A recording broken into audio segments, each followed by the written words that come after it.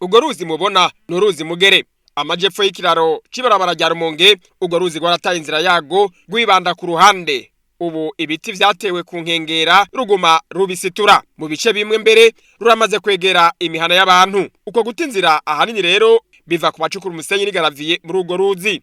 Bo abaropora turabona yuko bagaruka gusongera isi uri kuraraba. Iyo ruje ruti inkombe, rusatira inkombe nabo baca baza bakinjiramwo. Byose rero turabona ko ari ingaruka mbi.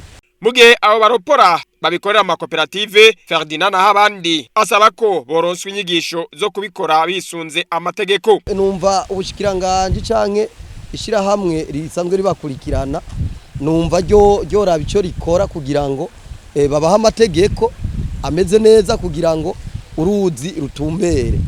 Uruzi rufata inzira nziza, sino uruzi rurasatiriye abene gihugu cyane. Abene gihugu barafise ubwoba cyane ko ni kabiri na rimwe bakimuka.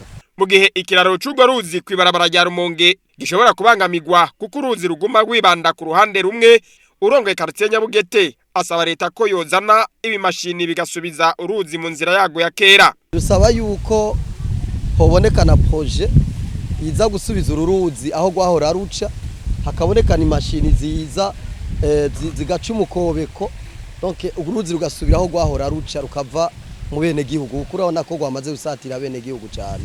Amabarabara ava mu mihana agana mu ruzi nayo arabangamiwe kubera ibibeni bisomba umusenyi n'igaraviye bihaca bigasiga bihononye iyo imvura yaguye. Urongoye quartier Nyabugete amenyesha ko iyo basavye abatwara ivyo bimodoka gusanura aho bononye baca bavuga ko bariha muri OBR batoriha kabiri. Agasaba nyabuna ko hoba ibarabara rimwe gusa rigenewe gucamwo amabeni asomba igaraviye n'umusenyi gusa.